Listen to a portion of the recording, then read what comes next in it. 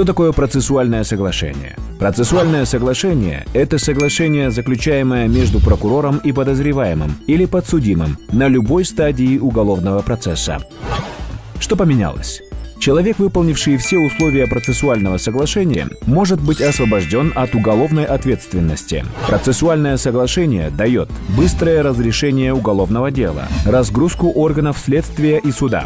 Есть 3 вида процессуальных соглашений: о признании вины, о сотрудничестве, о примирении сторон. Процессуальное соглашение о признании вины дает упрощение процессов судопроизводства, упрощение порядка рассмотрения уголовных дел, разгрузку органов следствия и суда, рационализацию расходов, защиту законных прав и интересов человека без задержки и получения минимального наказания. Процессуальное соглашение о сотрудничестве дает возможность проводить совместное расследование и раскрывать тяжкие и особо тяжкие преступления, совершенные группой лиц, такие как торговля людьми, коррупция, теракт, незаконный оборот наркотиков и другие. Процессуальное соглашение о примирении сторон дает возможность сторонам помириться.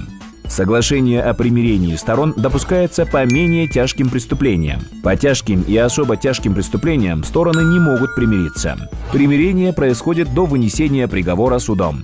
Категория лиц, которым разрешается примиряться, это несовершеннолетние, беременные женщины, женщины, имеющие малолетних детей. Человек может быть освобожден от уголовной ответственности, если стороны примирились и причиненный ущерб возмещен. Права и свободы человека превыше всего.